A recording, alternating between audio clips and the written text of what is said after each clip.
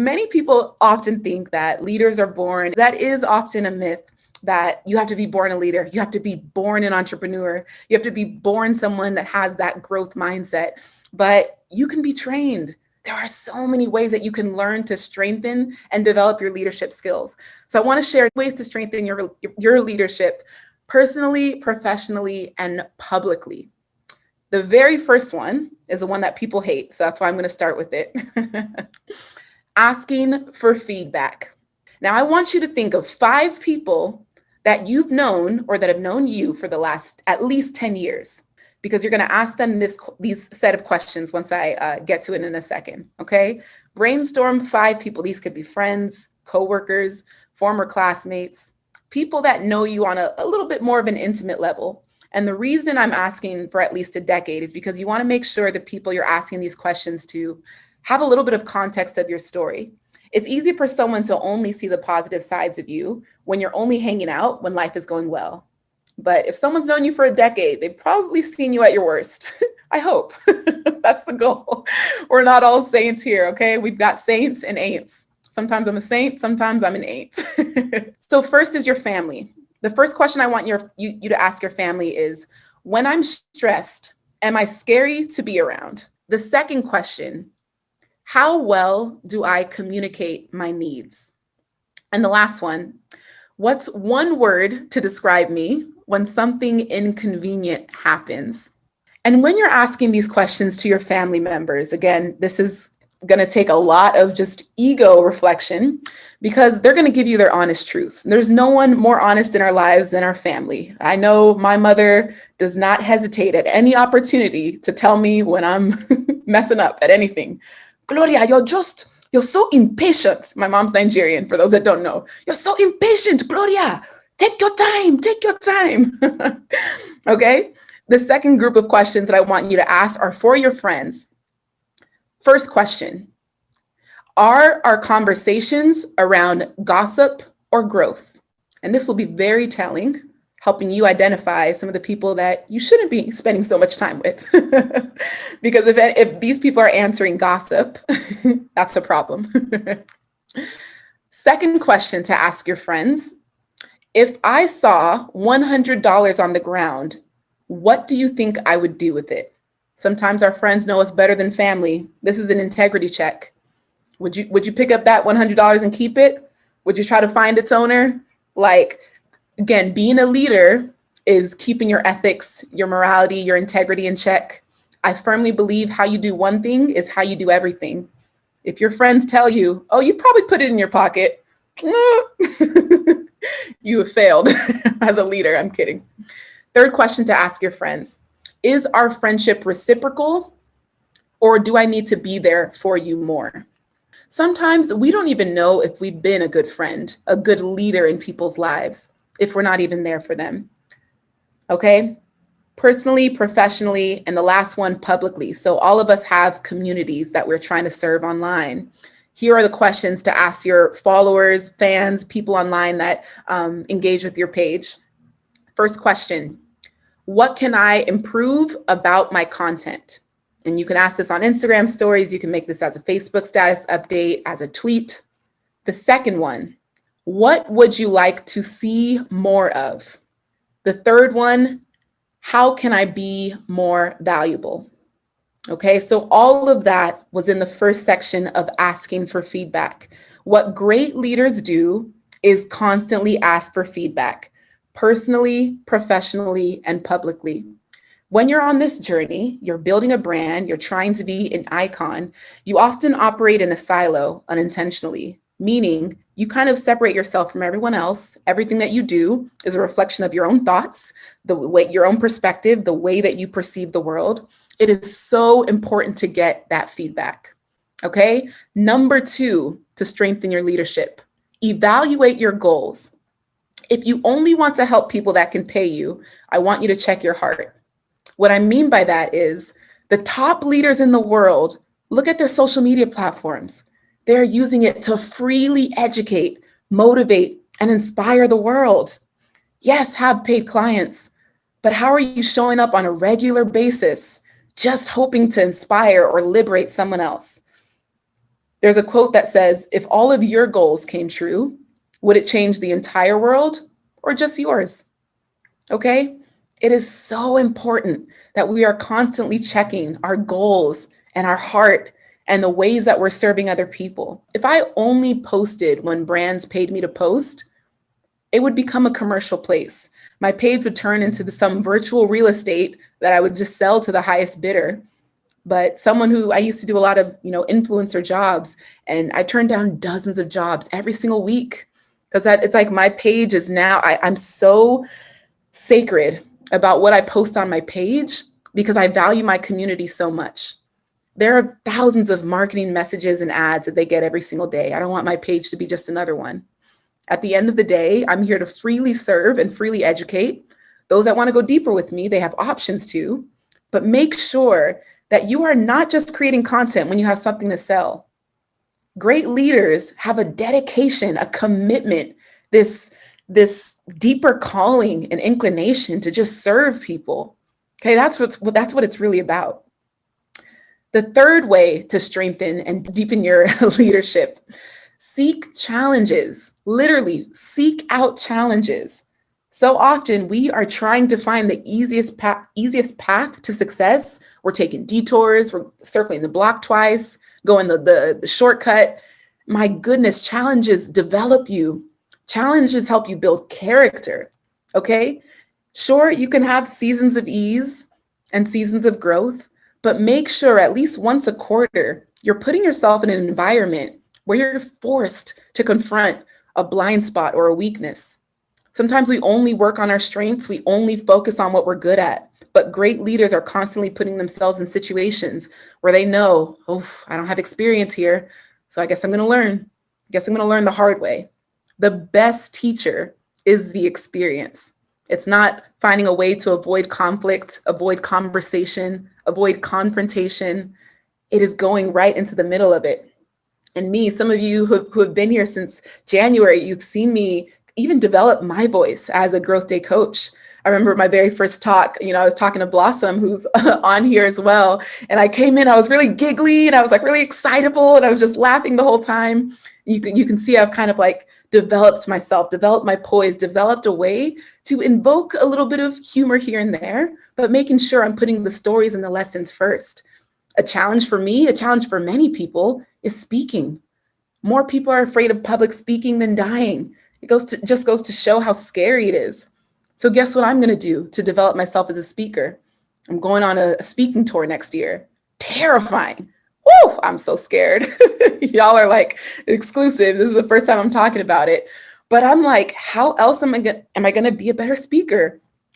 Why not put myself out there, go on tour, hit up as many cities across the nation as possible, and just put myself in places that are going to challenge me, grow me, force me to get even better at what I do. Okay. Number 4, the fourth way to strengthen your leadership, put yourself in more leadership positions. Some of us don't even trust our own leadership capabilities because we've never had to lead anything. Okay. I remember going back to high school and college, I was the team captain for many years. I also find myself naturally wanting to host things. Brendan would always say, you don't want to be the coolest person at the party. You want to be the host of the party. Brendan's like, he's always got those gems. It was literally like 2.5 years ago. I heard him say that at High Performance Academy. You don't want to be the coolest person at the party. You want to be the one to host the party because the host is taking on a leadership role. The host is delegating. The host is managing. The host is setting expectations. The host is setting out the invites. The host is marketing. The host is coordinating. My goodness, the host is doing the most. The hostess with the mostest. It is so important that you are constantly and consistently putting yourself in leadership positions so you can develop your communication skills, your ability to lead a team, your ability to just manage expectations. There's so much responsibility that comes with leadership, but so many of us avoid it because we're not sure of how good we're going to be at it. Again, the best way to grow at anything is to take it and tackle it head on. Okay. It is an honor to be with you all today. And again, for another exciting training. Whether you're in a relationship or single, I want you to remember and understand that the most important relationship you'll ever have in this life is the one with yourself. You are going to spend more time with yourself than anyone else in the world. You might be laying down next to someone when you go to bed, but you are dreaming by yourself. You can't bring someone else into your dream. Okay. And even on my journey, I'm from a family of 8, 2 Nigerian immigrant parents, and grew up in a really crowded home. All I craved was freedom. And I felt like because I shared everything, all of my clothes were hand-me-down, everything about my life I had to share. All I wanted to do was be free and learn about myself. And so some of you know about my travel background. I've been to 87 countries, around 6 continents. 90% of those travels have been solo. And it's amazing because even though I was traveling to all these places, the biggest journey that I was connecting was head to heart and passion to purpose. Traveling all these places, but I was getting closer to myself. And the most beautiful thing about these trips were I was getting to know myself on a deeper level and allowing myself the permission to figure out, how do I want to be loved? How do I want to show up in this world? What is my relationship with myself? Do I even love myself? I'm going to take you through something that I've done over the years to help me love myself even deeper. Because how many of y'all know when you love yourself even more, you can love other people better? When you have more self-love and compassion for yourself, you show up better for other people. And that's what it's about, okay? There's a cliche that says, you show people how to love you by the way you love yourself. And the people that are seeing the way you love yourself, maybe they're like, oh, well, we see that she doesn't, respect herself in this way, so we can go ahead and just take advantage of her in that way. And there's always this elevator analogy that I think of. When you're getting on an elevator, let's say it's with a friend that you've known for over a decade, you get on that elevator and you click the penthouse. You're ready to go to the top. You are on this journey. You are going to the top of the elevator. Your friend gets on the same elevator, but they click floor 9. Now, when floor 9 happens, a lot of times your friend will get off the elevator and they'll have this expectation that, hey, we've been through 9 floors together. Come off on floor 9 with me. But you've already decided that you're going to the penthouse even before they came on. And it is up to you to love yourself enough to say, hey, friend, I love you. This is your stop, but I'm going to stay on the elevator and keep going because I know my journey is deeper than this. I'm hungry. I know I was made for more. I know I deserve more, and I'm ready to keep going. Okay, so S, setting boundaries with people who aren't growing with you. Eat alone every now and then. Get dressed up and take yourself out.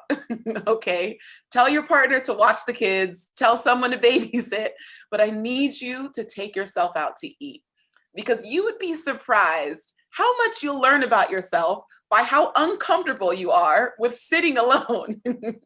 People will judge you, people will stare, people will ask if you're waiting for someone. And again, because I've traveled to so many places and I've eaten alone so many times, I always remember the question that I get asked, and it always made me feel some type of way. But I would be at a restaurant and I would be table for 1, please. And they would say, oh, just 1. And they would cock their head and they would look a little bit like pitiful, like, oh, just 1. And I'm like, yes. And I would order a bottle of champagne and I would be all dolled up. I was like, it is a celebration of self. I'm celebrating life. I am celebrating that I'm still breathing, that I have an opportunity to chase my dreams every single day. So yes, just 1. Thank you very much. But what I also learned is when I was eating alone is that I was also more approachable. Oftentimes when you go out to eat with someone, you're focused on them, as you should be. You all are in deep conversation. Maybe it's one person or it's with a circle of friends. But when you're by alone, when you're by yourself, you almost become an enigma. People are like, let me go introduce myself. Let me go talk to her. Let's swap stories. And especially, this was so important, especially when I was in other countries where I didn't speak the local language. I didn't know the traditions. I was still learning, taking notes for whatever articles or assignments I was in that country for. So it was an amazing way to also do research on the country because people were like, oh, well, this person, she's not from here. Let me go talk to her and see what her story is. And you get to meet some of the most fascinating people. Feel free to bring a book. Feel free to bring your journal. Feel free to do something that occupies your time so you're not just sitting there. But oh my goodness, I challenge and encourage you all to eat alone at least once a month. Take yourself out, get dressed up, and just treat yourself, because it is beautiful. I love it. Let people know your love language. Now, if you're not familiar, I think everyone is familiar with Gary Chapman's 5 Love Languages book. We have words of affirmation, acts of service, gift giving or gift receiving, quality time, and physical touch. So many of us, a lot of times we struggle with relationships with ourselves, with others, with family, is because they don't know how to love us in the way we want to receive love. And for a lot of my friends, they thought words of affirmation was my love language. They were giving me all of this affirmation. They were encouraging me. They were loving on me verbally. And they didn't know that that was actually a trigger for me. It was actually very uncomfortable. Again, growing up in a Nigerian home, we didn't get compliments. We were never told, I love you, I'm proud of you, good job. That just wasn't language in our home. So when people told that to me as an adult, I was so uncomfortable with it. I was like, this is not, no, please. And I had to learn that, like, okay, Glow, people don't know this. Like, let them know that acts of service is the way that you want to be loved. Like, you got to be clear with the way that you want to receive and give love. My favorite way to give love is gifts. I love just pouring into people and just showering them with presents and quality time. But the way I like to receive love is actually acts of service, because I'm a very servant-driven leader. I'm constantly serving other people. And when you're always serving others, who's going to serve you? That's why acts of service is my favorite love language. That's the way I like to be loved. And I had a lot of awkward conversations and awkward encounters with friends, because even though they were affirming me so much with words of affirmation, every time I needed them, they wouldn't show up. And I realized, like, what is this disconnect? Like, I need to let them know that if they actually want to show that they love me, they need to be, acts of service. When I say that I need them, like, I need them to show up. And that for me was huge. Learn your love language, and then also let people know your love language. Free yourself from people pleasing. I'm currently reading a book by Oprah, her latest one by Oprah and Dr. Bruce Perry, What Happened to You? And my goodness, this book is heavy. It really talks about all the biological changes and shifts that happen due to childhood trauma that manifest in our adult lives. So many of us think, well, if it happened 20 years ago, oh, I'm fine, I'm over it. But it's like our brains are literally biologically transformed by things that have happened to us in our childhood. And reading this book has been so just freeing for me, because a lot of times the people who struggle the most with people pleasing are the ones who are constantly criticized in the homes that they grew up in. And I remember it was like, I was a pastor's daughter. So everything was like, not enough, not doing well enough. And I held on to that. And so I grew up feeling like, oh my gosh, the only way to get love from people is to make sure I never make them upset. And so I avoided conflict. I avoided conversation. I avoided any type of confrontation that might potentially lead to someone being upset, and that is not healthy. My goodness, Brene Brown says it perfectly. Clear is kind. When you are clear about what is and isn't okay, that is kind. It's an act of kindness to yourself and to other people. No ambiguity. There's no room for ambiguity on this journey of self-love, okay? So being direct with people, they might have been able to get away with taking advantage of you in the past, but let them know this new you no longer tolerates that. So today's message is going to be about advanced mindset and resiliency. I traveled for 7 years. That was my career in my 20s. I was a travel blogger. And I remember when I was in Montenegro. Montenegro's in Europe. It's in the Balkans. It's a beautiful country, probably top 5 for me. And I was walking and I was just exploring. And I remember I was getting those peculiar stares. I was used to the stares. I'm a solo Black woman. I get it. I'm in a country that doesn't have many Black people. There were those stares, but this stare was different. And I was like, okay, I'm just going to keep on going with it. Little did I know that, Europe, number one, is a very big tennis tennis continent. You have Djokovic, Nadal, Federer, all came from Europe, and they're massive global tennis stars. And little did I know, I resembled Serena Williams. And so the stares weren't about like, oh, it's just another Black woman. It was like, oh, we have this American tennis star in our country. All of these people thought I was Serena Williams, and they were trying to get my autograph.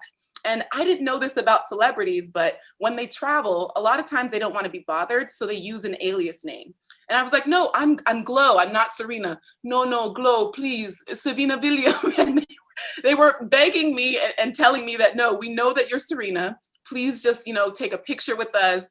And it was so funny, but I was like, I was literally trying to outrun the paparazzi. And I got back to my hostel, and I go out to dinner later on, and there's this one Russian man who was still able to track my whereabouts.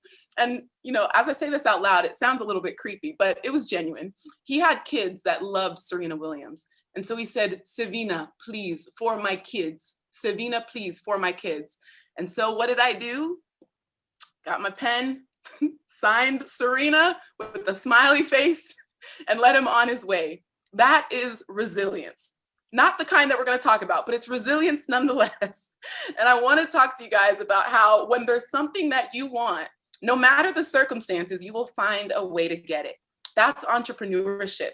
That's life. But advanced mindset, I want to break down an acronym here, because advanced mindset, it comes down to your mind. So I want you guys to write out MIND, and we're going to break down a mind framework that's going to help you have a more advanced mindset. The first one, M, mission, a mission that can change the world. A lot of us are still operating from a very selfish place. And I speak from experience. When I was travel blogging, all I wanted to do was travel the world and get paid. So some of you guys have to understand, like, what is it about your skill set, your career, or your industry that you can attach to a greater cause? Maybe because of personal experience or overcome trauma. Think about it. If you're a nutritionist that overcame a disease, how can you now teach on holistic wellness? Okay. If you're a business coach, maybe, who overcame poverty, how can you now attach socioeconomic issues as a part of your branding, as a part of your messaging? Take your own personal story and attach it to a larger mission, because that's what's going to make you stand out as a leader, make you stand out as an entrepreneur, and just make you stand out in your industry in general. Intuition to speak up when it matters. Leadership is easy when things are going well. It's easy to be a leader when you don't have to actually lead on hard stuff, okay? And I was like, ooh. And I found myself like really having to feel convicted about what leadership means, and that intuition to speak up when it matters most. Because sometimes controversy is necessary in a teaching moment. Figuring out how to take something that could be controversial and turning it into a teaching moment. Every single thing that I post, you'll never find, my page is not about drama. My teaching style, my education style, nothing is about drama or gossip or hatred. That's not where I come from. It's lessons, it's learning, it's teaching, because that's intuition as a leader. Like, okay, this needs to be spoken about. How can I speak about it in a way that no one else has covered? With grace, compassion, with light, okay? Intuition is having the ability to recognize a moment that can set your core values apart from everyone else. It is easy to do what everyone else is doing. It is easy to speak like everyone else is speaking. The hard thing is to pause and to reflect. And when you're about to speak out on something, how can you do that inner work of saying, okay, can I see myself in this situation? Have I done something like this before? Okay. The next one, N, nuanced navigation. And it's funny because I was like, what is nuance? We use it a lot of times, but we use words sometimes and we're like, wait, what's the actual textbook definition of nuance? Nuance is a subtle difference, a subtle change of expression, okay? And a lot of times you're going to navigate through life not always needing to go with the flow of the world. And whether your business mission is to change the face of education, maybe your business mission is to change the face of marketing, again, because your advanced mindset is going to be more forward thinking. There's going to be a larger cause that you've got to attach your branding to.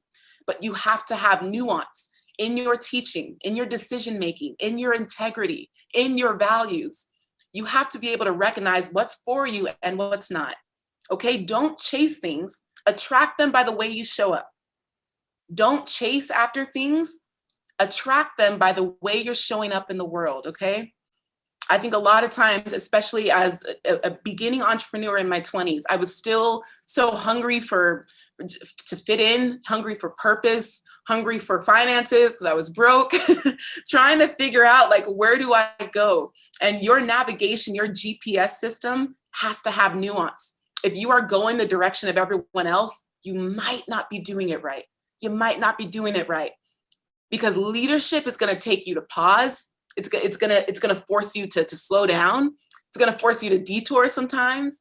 It's gonna force you to put something in reverse, put the whole vehicle in reverse and say, okay, I went down this path because I saw everyone else doing it, but maybe this isn't actually where I'm supposed to be going.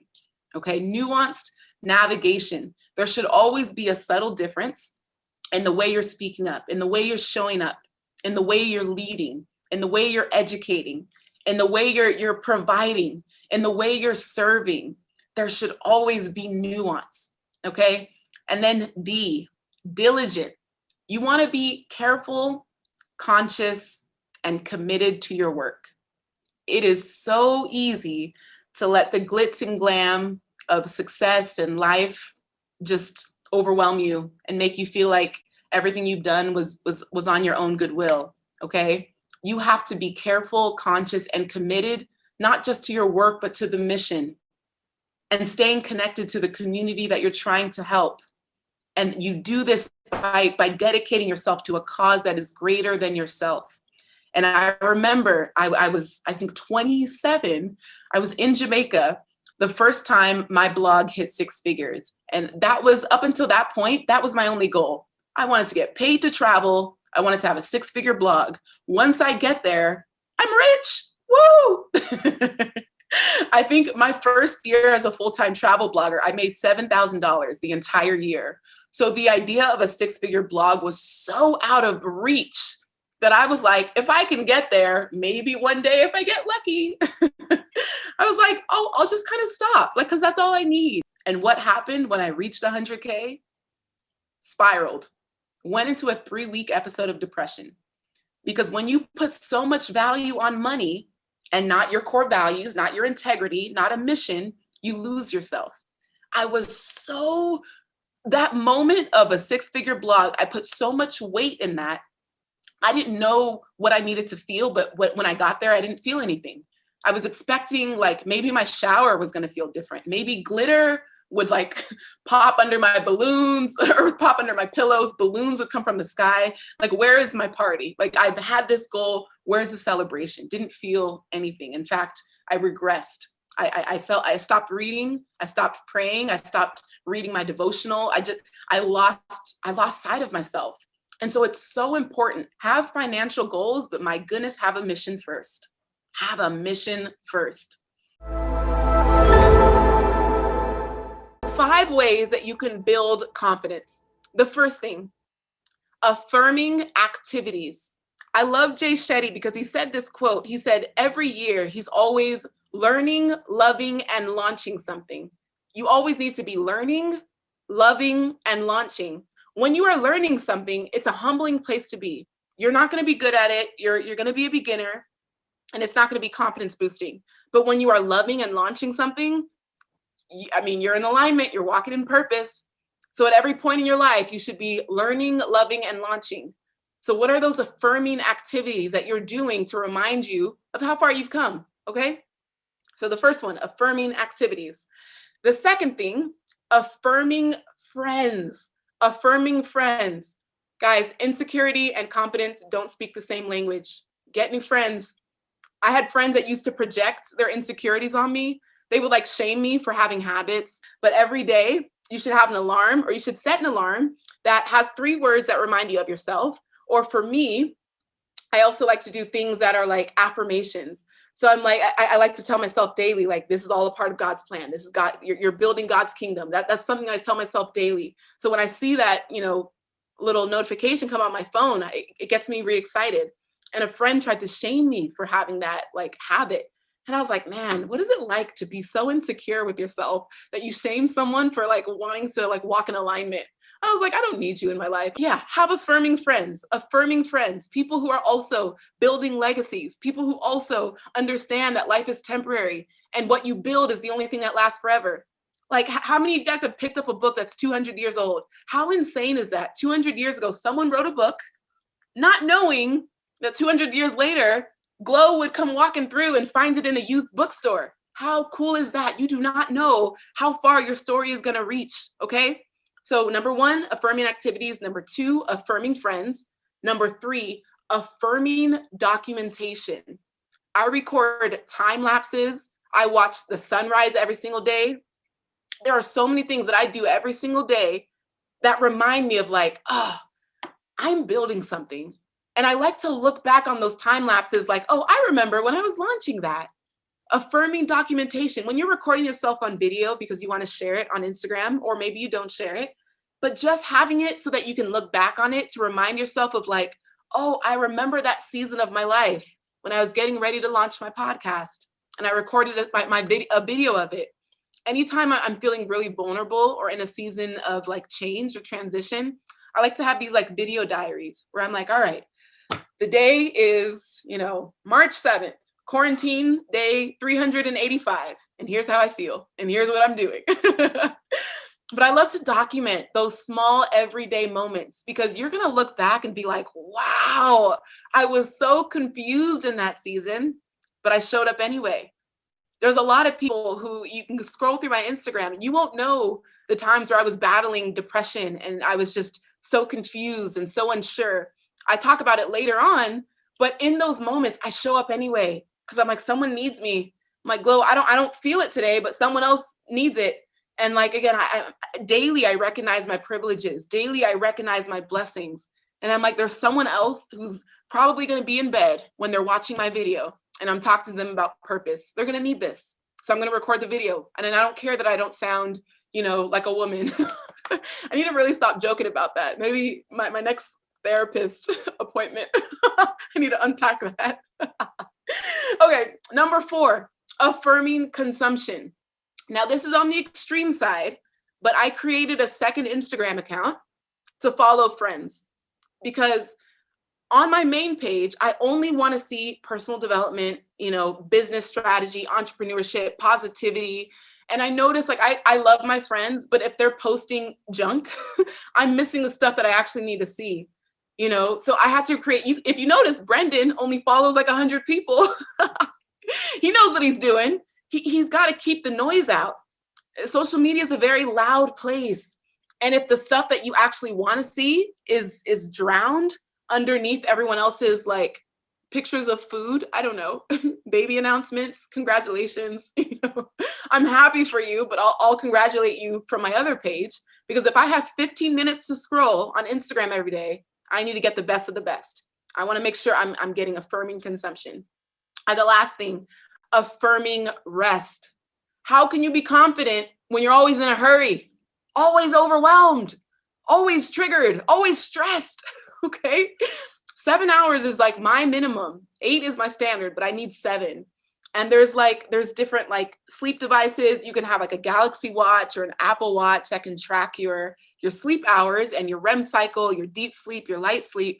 And again, to any new mothers, you guys are in a different ballpark, and I'm sorry. And I hope your baby starts sleeping soon.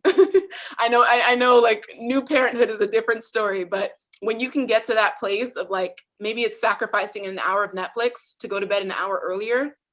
I set my phone every day, and it's automatic now because I've trained my phone to do this. And 8 p.m. to 8 a.m., I am unreachable.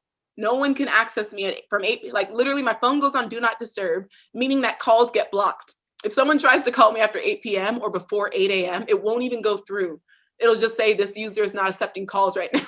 They got a text or send an email. Actually, text messages can't even get through until I've turned off do not disturb. And what's great about that is it allows me 12 uninterrupted hours to focus on me, to like start winding down for the day, to start preparing for the day. like having my morning routine and like saying affirmations to myself, journaling, working through like, okay, what is my plan for the day? High performance planner, wink, wink, you know, giving myself time to like fill out all of those prompts and schedule my day accordingly. Literally, the world could be on fire. I won't know until 8 a.m. Sorry, I won't know until I turn my phone on and I tune in. And that's a boundary I set for myself to help me affirm my rest. So again, affirming activities, affirming friends, affirming documentation, affirming consumption, and affirming rest. Discipline is a controlled form of behavior. When you are undisciplined, it means you let your emotional responses dictate how you act. When you have discipline, you are showing a controlled form of behavior. Discipline is the skill, focus is the byproduct. Build the skill of discipline and focus will become the byproduct, guys. Stop trying to be great at something and aim to be disciplined at it. Because when we aim for greatness, it feels like a very, I don't want to say a selfish pursuit, but it just seems like self-serving. But when you want to be disciplined at something, discipline breeds mastery. Discipline becomes like, I want to be so good at this that I become a master at this skill that now I can teach my community how to also become masters at this. Okay, guys, like this is, okay. Now I'm going to go into 3 ways that I personally increase my focus. There's an app called Toggl, Toggl, Toggl desktop app, Toggl. This is a Google Chrome plugin, and it's also an app both on Android and iPhone. So a lot of you guys, sometimes you approach your day without discipline. So instead of you're wondering like where your time went, tell it where to go instead of wondering where it went. So if you use the Toggl app, you can track, I'm spending 4 hours on emails. One thing as well, when it comes to focus, no, we can no longer be people who check our emails 10 times a day. Like bless, you know, my sponsors and my partners and people that I correspond with, but they know if they don't catch me in the morning, then they're going to catch me in the evening. And if they miss me in the evening, they'll get me tomorrow. Nothing is an emergency. And when I have that own self-discipline with my time and how often I'm checking my emails, I'm able to focus more of my undivided attention on the task at hand. So make sure you have a discipline around how much and how often you're checking your emails. And I know this might vary depending on the working relationship and the boundaries that's already been established. So unfortunately, this can't be the rule for everyone. But if possible, try to find a way to only check your email twice a day, maybe 3 times max, morning, afternoon, evening. That way, you're not constantly in responsive mode, like reactive mode, like just, I got to constantly react to other people. And I believe BURCHARD said this at High Performance Academy, I think a couple of years ago, but he was like, email is nothing more than a list of other people's agendas. Your email is nothing more than a list of other people's agendas. Shout out to Brendan, because that stuck with me 2 years later. It still sticks with me. Okay. So again, the Toggl app, Toggl. The second thing that I do to increase my focus, my phone goes on do not disturb from 8 p.m. to 8 a.m. And when you put your phone on do not disturb, even if people try to access you, your phone blocks it. Not in a, harmful way. That sounds really rude. Your phone will block people. They just won't, it'll, if someone tries to call you past 8 p.m., it'll say this person is not receiving calls at this time. How respectful. That's really nice. Isn't that like a really cool boundary to set? Like, it's not even that this person doesn't want to talk to you. It's this person is not receiving calls at this time. The person on the other side of that is now aware of the boundary you've placed for yourself because of your own disciplined focus. You have said from 8 p.m., which should be your winding down hours, because just like you have a morning routine, you should be having an evening routine as well. If you are falling asleep to Netflix, am I calling some people out? Let's stop falling asleep to Netflix and Hulu, guys. Like I understand we need those decompressing hours, but I want the last hours and the last minutes of my day to be spent reading, because what then happens is when I'm sleeping, I'm marinating on the words that I just read. So I love to read like the Zen stuff. I'm reading some Zen Buddhism stuff because it's really helping me just be more calm. So when I read that before bed, I'm now dreaming. Well, I imagine myself dreaming and just marinating in this dream, this other dimension, wherever we go when we sleep. We create these alternative realities, but I imagine myself marinating on those words. And when I wake up, I find myself in a really peaceful place. Okay, so that do not disturb is really important. 8 p.m. to 8 a.m. Those are my personal boundaries. You guys can, 9 p.m. to 9 a.m., whatever you want it to be. And the reason I said until 8 a.m. is because if I'm waking up at 5, that means I have 3 hours of uninterrupted meditation, journaling, prayer, workout, whatever I want my morning to be. Because a lot of us are trying to start our days pouring from an empty cup. We haven't even filled our own cup yet. And we've got the demands of the world, work, our partners, our kids. There's so much. And I admire so many of you that wear so many hats and show up for so many people. But understand, you cannot pour from an empty cup. And you cannot be your best self if you are constantly running on responsive mode, just responding to what the world throws at you. Excuse me.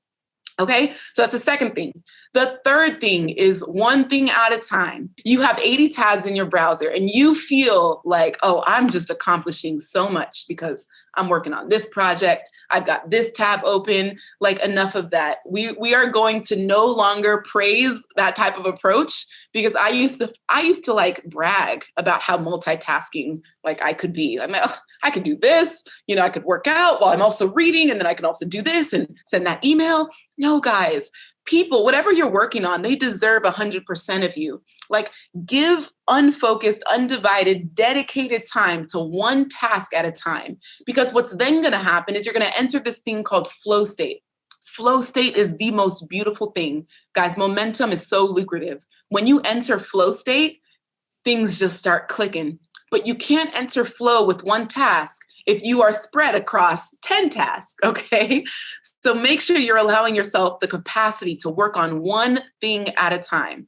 And when we wake up with to-do list every single day, what does your to-do list look like? Are you the kind of person that writes 20 things? Somehow you feel like you're Beyonce and you can accomplish 20 things in a day. Guys, we are not Beyonce. We are normal human beings. I'm just kidding. We really have to approach our days more realistically. Because what I used to do is I would say, okay, today's going to be a good day, Glo. You're going to wake up at 5 a.m. We're going to write these 20 things. We're going to accomplish them. Like, oh, we're on fire. And I'll get to noon or I'll get to 3 p.m. and I've checked off 2 boxes. And out of 20 things, I've checked off 2 boxes. And then the rest of my day, I'm sulking over what I haven't accomplished yet. And then what happens? By the next day, I wake up in deficit with negative 18 because of all the things that I did. And so now I have negative 18 plus the new 10 things that I miraculously need to accomplish by the next day. Okay, I want you guys to give yourself more grace and be a little more practical with the things that you put on your daily to-do list. No more than 3. And if you guys can find ways to simplify your day-to-day approach to just 3 manageable tasks, you guys will be so much more manageable and you'll be able to give yourself a lot more grace, okay? So one thing at a time, no more multitasking. And with your to-do list, no more than 3. This can be your day for personal growth. This can be that day you committed to and you remember and you go, that was the day I got myself a community. I got better coaches. I committed to making my life the absolute best that I could. This is that day. Make today your growth day. Click the button on this page and sign up right now.